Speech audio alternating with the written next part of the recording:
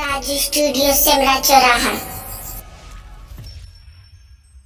सुनो दे ध्यान सभा के भाई,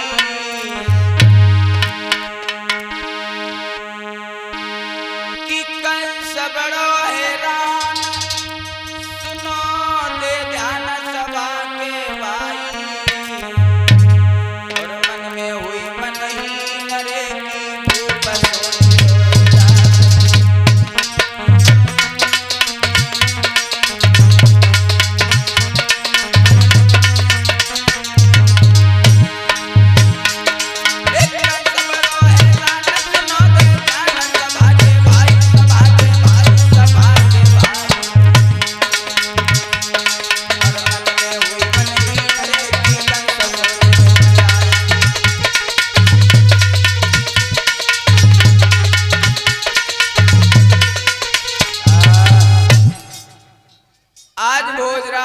दिन प्रतिदिन दुबला होता हुआ जा रहा है, चिंता खाए जा रही है भोजराज कंस को। इधर भगवान श्याम सुंदर लीलाएं करते हुए आगे बढ़ रहे हैं। एक दिन की बात है, एक बार ग्वालों सहित और बैठे थे गोपाल, आसमान से देवगण देख रहे थे हाल। एक समय की बात है, भगवान श्याम सुंदर अपने सखाओं के साथ में बैठे हुए थे। ऊपर से देवतागण भगवान श्याम सुंदर को देख रहे थे कि श्याम सुंदर लीलाएं करते हुए किस प्रकार से इस भूतल पे आगे बढ़ते हैं। आइए एक दिन का जिक्र है, आज भगवान श्याम सुंदर लीलाएं करते हुए आगे बढ़े और सभी सखाओं के साथ में गैया चराने जाते हैं। और भैया कैसे, कि बछड़ों को 24 बिखराई के और माखन रोटी को खोल लिया, अपने अपने अब हिस्से में ग्वालों को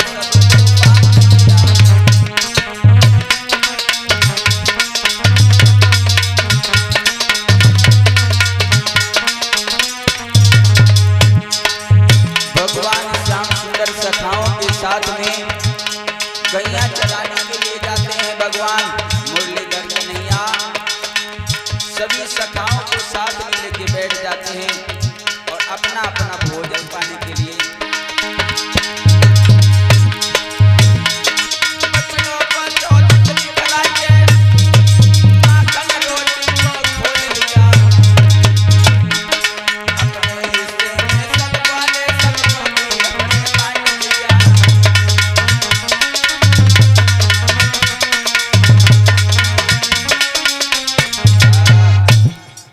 भगवान मुरलीधर कन्हैया सखाओं के साथ में बैठ करके अपनी अपनी माखन रोटी जो कुछ भी लाया सब बैठ करके खाने लगे। आज भगवान श्याम सुंदर बोले हैं सभी साथियों से कि भैया तुम क्या लाए हो, क्या करना है इसका, हमने कहा यार रख दे रहे। बोलिए गोविंद भगवान की, बोलिए संत समाज की।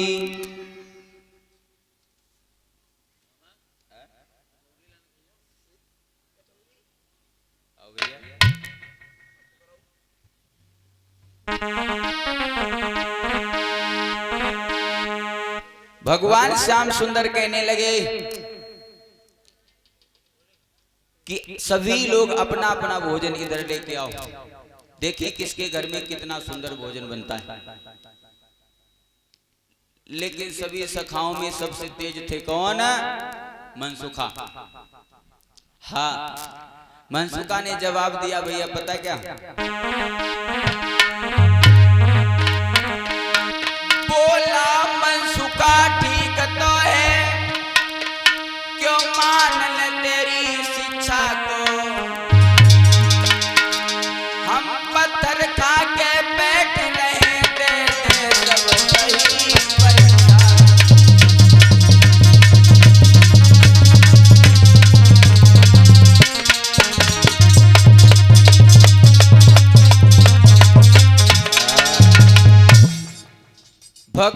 श्याम सुंदर ने जैसे ये बात कही, मनसुखा बोला, क्या बोला?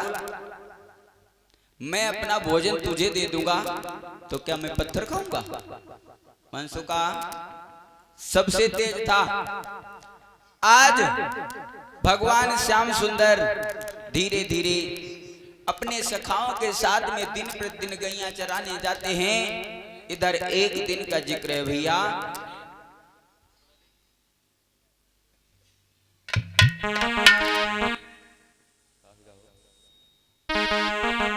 बोलिए गोविंद भगवान की। इधर भोजराज भी कंस बहुत परेशान है। हुआ क्या? एक दिन का जिक्र है कि देव ऋषि नारद बड़े हैं, अपने बीड़ा को उठाया और बजाते हुए चल दिए भोजराज कंस के दरबार के। क्योंकि देव ऋषि नारद भी बहुत अजीब इंसान थे। उन्होंने सोचा कि चलो आज भोजराज कंस को फिर थोड़ा उस्काते हैं। आज देव ऋषि नारद चले हैं, बीड़ा उठाया और नारायण नारायण करते हुए चले। तालियों के साथ बोलेंगे, श्रीमन नारायण नारायण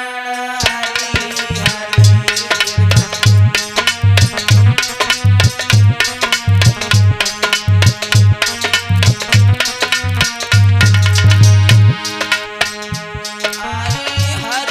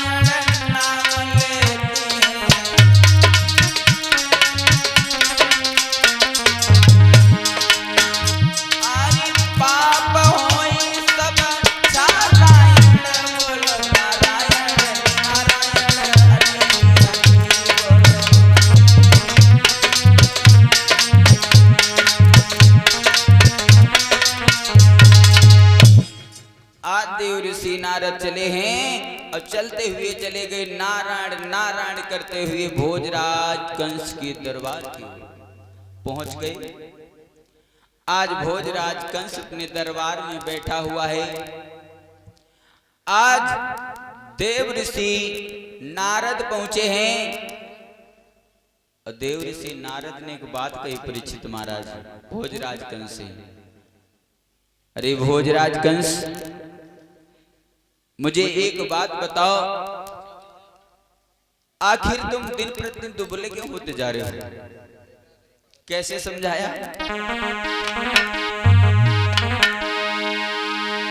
कि बोले राजन दिन दिन तेरी क्यों दशा बिगड़ती जाती है। दिन है बसंत के खिलने के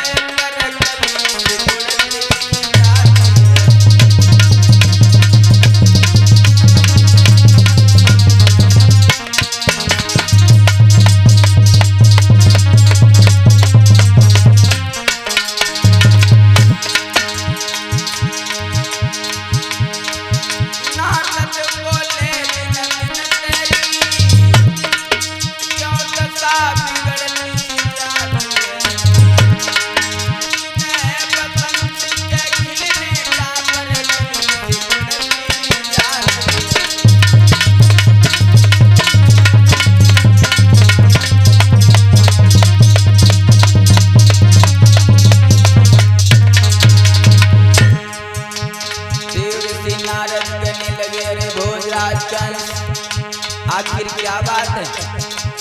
आप दिन प्रतिदिन दुबले होते हुए जा रहे हो। और देव ऋषि नारद ने कहा क्या? फूल की तरह फूलाऊं जो दिन दिन मुरझाता जाता है। देव ऋषि नारद कहने लगे, भोजराज कंस, गाते हुए चले जा रहे हो, हमारे समझ में नहीं आ रहा क्या बात है। फूल की तरह फूला क्यों, दिन दिन मुरझाता जाता है, जाहिर में कोई बात नहीं करे तो बतावट फैलाता है।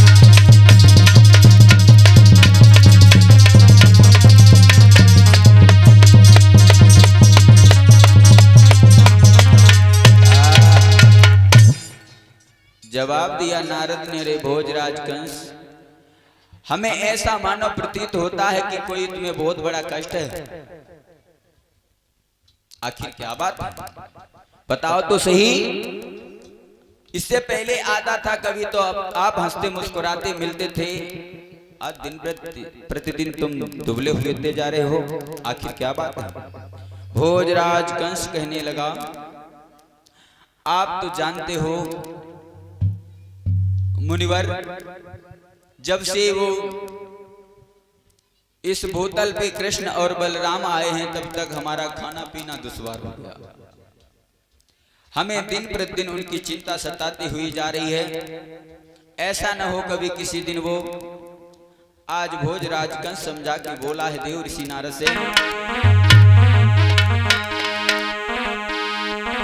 आप तो जानते ही होंगे गोकुल में नंद कहाँ था।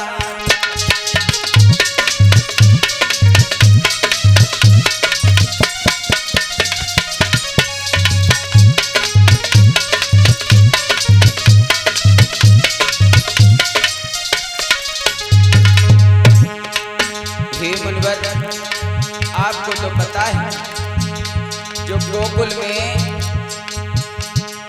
नंद बाबा के नाम से जाना जाता है, उसका नाम आपने सुना होगा। हाँ,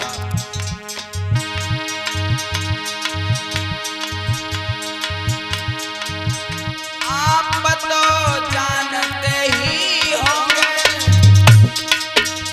गोकुल में नंद कहाँ था। सीता का भोला बाला साधु से गुजर चला था।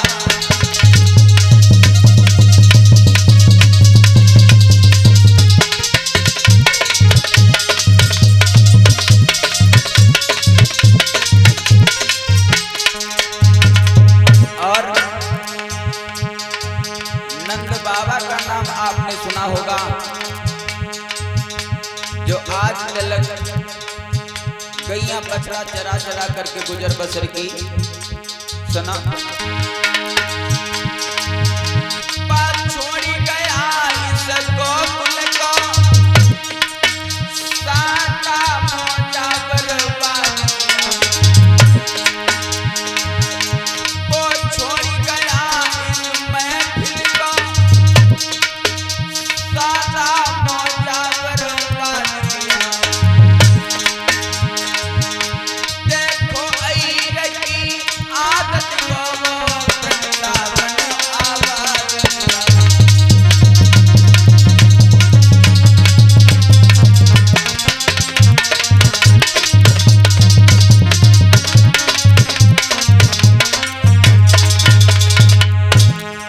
हे मुनिवर,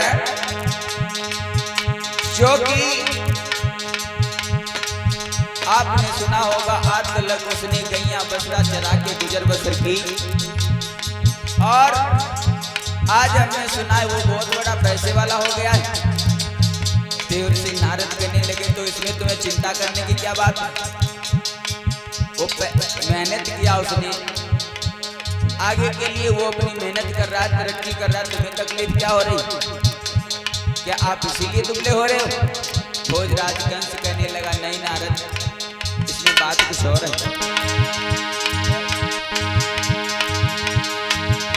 उसके ही सभी लोग सोए, यदि और पराक्रम गाते हैं। हे मुनिवर, सारे लोग उसका बहुत नाम, भली बात सब लोग नाम लेते हैं, बड़ी इज्जत से बोलते हैं। वो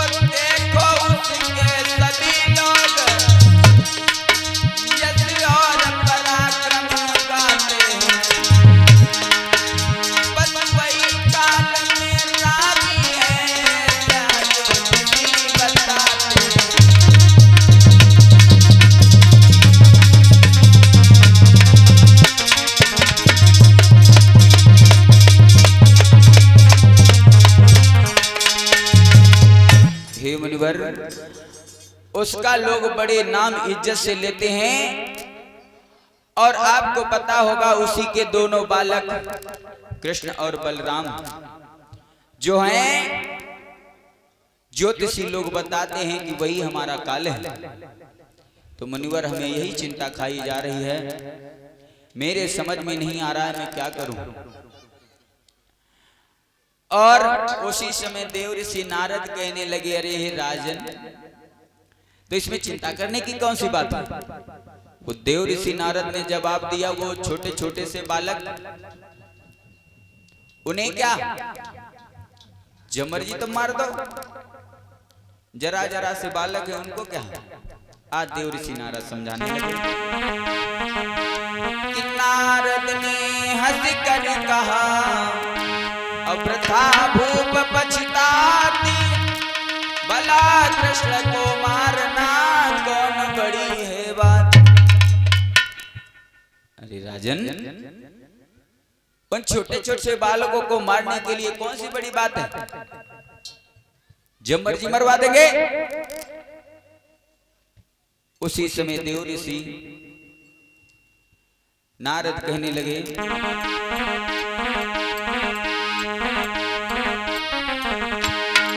बोले तो क्या बंधन होगा मकड़ी के धागे कच्चे से, तुम खूब डर के राजन कुछ नहीं रखे बच्चे से।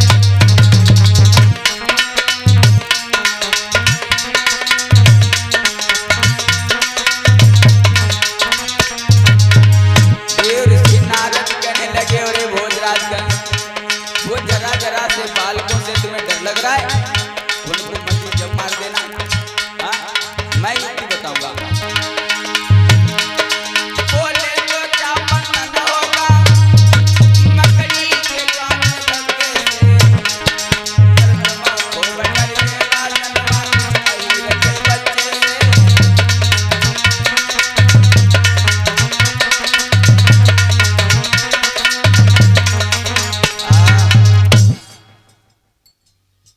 आज भोजराज कंस का नारद ने, बोले तो क्या बंधन होगा मकड़ी के कच्चे धागे से, और तुम खूब डर गए राजन ना कुछ अहीर के बच्चे से। तुम वो ग्वाल गंवार अहीर, उनके जरा जरा से बालकों से डर रहे हो, उन्हें क्या मर्जी जब मार देना। भोजराज कंस कहने लगा, नारद बात तुम ठीक कह रहे हो, लेकिन ऐसा मानो प्रतीत हो रहा है हमें कि वो जरा जरा से बालक, अभी तक हमने बड़े बड़े राक्षसों को भेजा, अकासुर, बकासुर, तृणावत, और जहां तलक अपनी बहन पूतना को भी भेजा,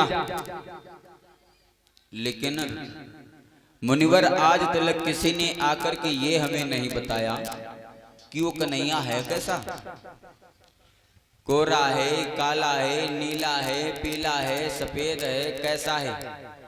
इतने बड़े बड़े पराक्रमी राक्षसों को मैंने भेजा मारने के लिए, लेकिन आज तक किसी ने हमें आकर के ये नहीं बताया वो कन्हैया है कैसा। तो राजन मुझे बहुत चिंता हो रही है मुनिवर। देव ऋषि नारद कहने लगे, छोड़ो, इसमें चिंता करने की कोई बात नहीं, मैं बता रहा हूं।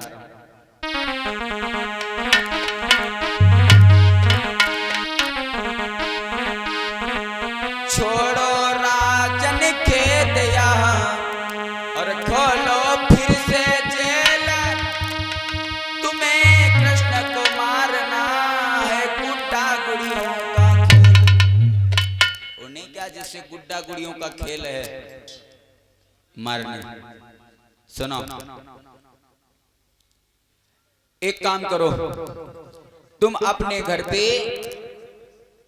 एक अनुष्ठान रचो और जिसमें सुंदर एक पत्र लिखो। पत्र में लिखो कि हमें कुछ पुष्पों की जरूरत है और जो कि कालीदह से लाने के लिए पत्र में लिख करके भेज दो। और अगर बोल दो कि अगर हमें पुष्प समय पे नहीं मिले तो सारे यादव बिरादरी को जितने भी है सभी को कैद करके जेल में डाल दिया जाएगा।